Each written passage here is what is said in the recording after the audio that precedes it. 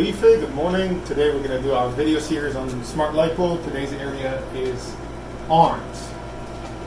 I'm going to start by marking. I'm going to mark the shoulder groove where the deltoid starts. I'm going to mark the tricep area. We want to bring up the triceps, and we're going to come up front and mark the biceps area. We're going to go down to the elbows. On the back side, again, we're going to mark a nice shoulder groove and concentrate on tightening this skin with the laser. And go all the way down to the elbow area. As far as the incisions, I'm going to mark a single incision here because she's pretty small. I should be able to reach the areas without curved instruments. And then I'm going to look where the skin folds and mark my second incision in here. Alright, so as far as anesthesia, the patient has received 2 lorazepams, which are nerve calming medications. She's wide awake and following our commands, and she's a bit nervous, of course. We also gave 2 plain Tylenols, no narcotics, and 1 medication called Neurontin, which also helps with neurologic pain. Okay? We're going to start by numbing the skin. This is a tiny needle for numbing the skin. This is just like anything else you've experienced if you've had any needles. And I'm just going where the mark is and putting a little numbing. That's pretty much how we start any area. This is not all the numbing though. After I numb the skin, we use a size 15 blade and we make a small incision in the blade, in the skin rather. This is the real numbing for the lipo. This is the painful part. We take an instrument called the cannula. It's blunt, so it doesn't have any sharp edges. And we go through the opening of the skin.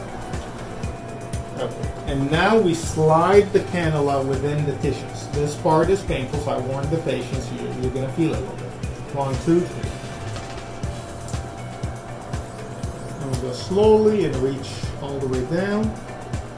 Feels really weird, and the patient feels a little pop. We're popping through fat membranes. And I start pressing my pedal, and we start squeezing the fluid using a pump called the Klein pump from the guy who pretty much invented tumescent lipo, at least according to him. All the way down to the deltoid area. You can see where I'm poking near the skin.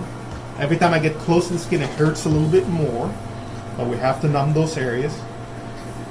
And we're pumping fluid. This is called tumescing. Tumescing is a word that comes from, I don't know, Greek or Latin. It says to balloon up an area, basically, or to swell an area, because they didn't have balloons that in Roman times. Okay, doing okay? Mm-hmm. All right. I always tell patients if you're going to do one area awake, the arm area is probably the easiest.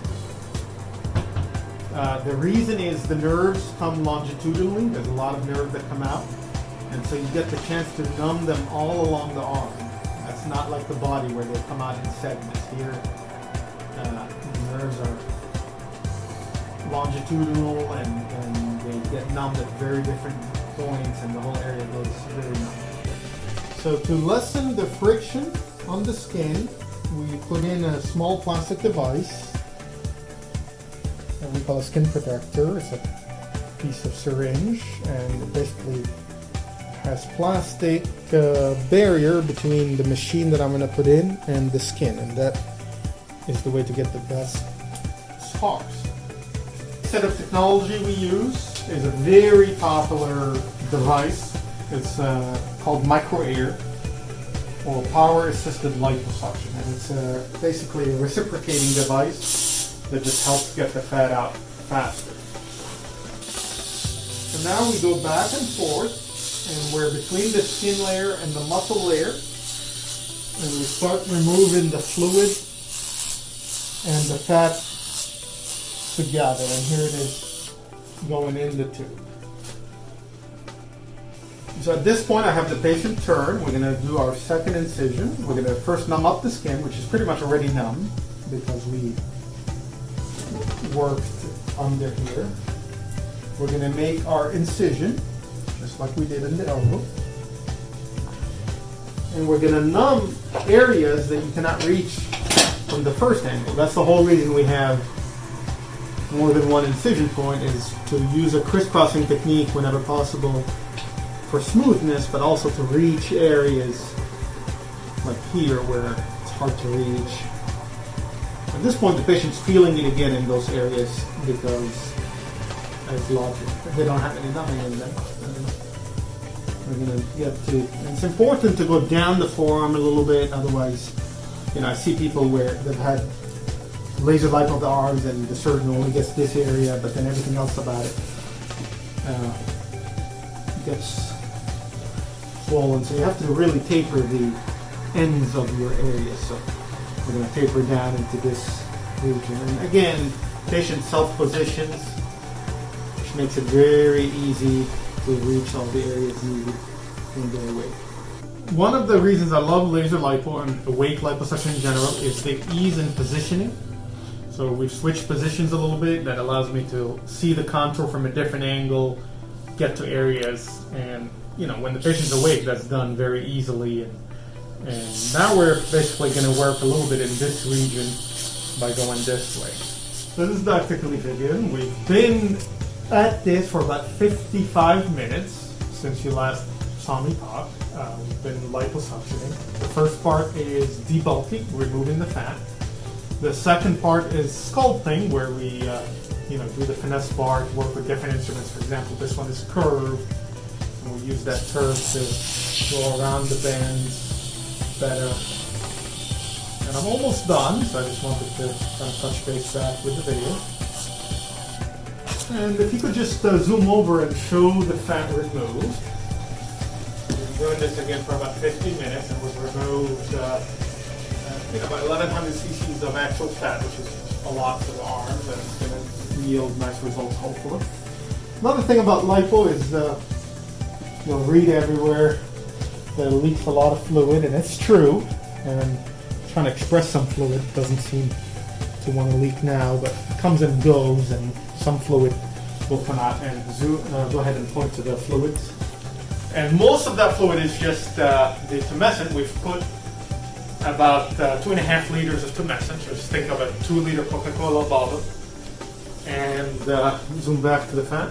Only about 800 cc's of what we put in came out. So the other part is absorbed by your body or leaks out. So now we've removed the skin protectors and I'm closing the incisions. I'll decide in the surgery which incisions to close and which not to, and sometimes in between leave one kind of closed but not all the way. It's all about letting the fluid out.